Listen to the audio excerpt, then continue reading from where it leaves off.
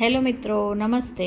આજે આપણે બનાવીશું જે બધા જ શાકમાં પનીર છે, રાજમા છે, ચણા છે, છોલે છે, કોઈ પણ શાકમાં ચાલે એવો સરસ મજાનો મસાલો બનાવીશું.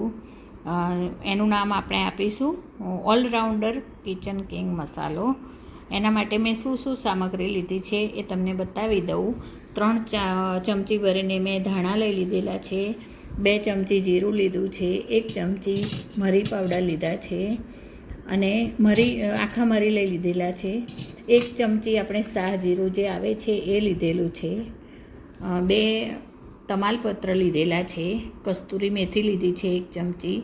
આ જે સૂંઠ આવે છે, સૂંઠનો પીસ હતો તો મેં ટીચીને લઈ લીધી છે, 2 નંગ એલચી લીધી છે, 1 જાયફળનો ટુકડો લીધો છે,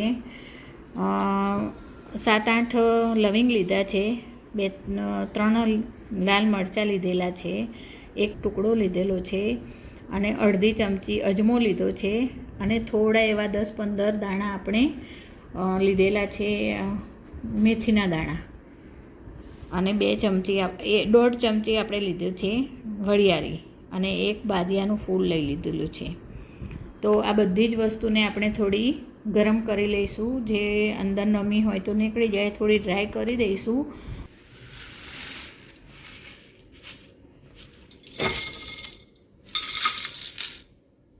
અને થોડીક વાર આપણે એને હલાવીશું જેથી બળી ના જાય અને ગેસની આંચ એકદમ ધીમી જ રાખીશું, કારણ કે આપણે આને બાળવાની નથી, થોડું ગરમ જ કરવાનું છે જેથી એકદમ સરસ મિક્સરમાં પીસાઈ પણ જાય. આપણે કસ્તુરી મેથી નીકાળી દીધી હતી, જે લાસ્ટમાં ગરમ થઈ જશે ત્યારે નાખીશું. અને સૂંઠ જે હતો એ પણ નીકાળી દઈશું, એ પણ આપણે ડાયરેક્ટ મિક્સરમાં જ એડ કરીશું. આપણે આને શેકી લઈશું. ચાલો આપણે મિક્સરમાં કાઢી લીધો છે અને આપણે આ અડધી ચમચી લાલવાળું મીઠું લીધું છે દઈશું.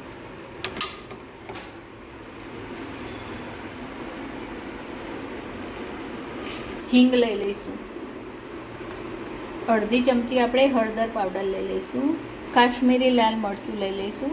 આપીશું સરસ પીસી લઈશું. આપણે એને સરસ પીસી લઈશું. ચાલો આપણે દરેક શાકમાં વાપરી શકાય અને અલગ જે આપણે મસાલા લાવીએ છીએ એના જેવો જ આ મસાલો એક જ મસાલો બધા જ શાકમાં ચાલે. પનીર હોય, પનીર ભુરજી હોય, પનીર મટર મસાલા હોય કે પનીર મસાલા હોય, રાજમા, ચાવલ, કોઈ પણ સબ્જીમાં આ મસાલો ચાલશે.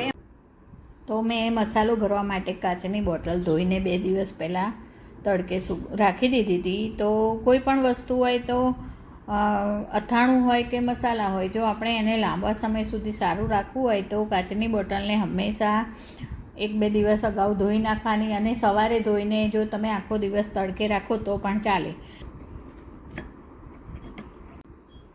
તો મસાલો આપણે બોટલમાં ભરી દીધો છે અને 1 બોટલ ભરીને મસાલો બની ગયો છે. તો આ રીતે બધા શાકમાં ચાલે એવો મસાલો આપણે બનાવી દીધો છે. જે રાજમા છે, છોલે છે, સાદા ચણાનું શાક હોય, પનીરનું હોય, એના માટેનો આપણે મસાલો બનાવીને રેડી કરી દીધો છે. અને જે રૂટિન આપણે રોજ જે શાક બનાવતા હોય, જેમ કે રોજે આપણે પનીરના રાજમાને એવું તો નથી જ બનાવવાના, તો એના માટેનો જે રોજ શાક માટેનો જે ઓછા અંદર ગરમ મસાલા હોય એવો મસાલો પણ આપણે બનાવીશું. એ ફરીથી આપણે નેક્સ્ટમાં લઈશું.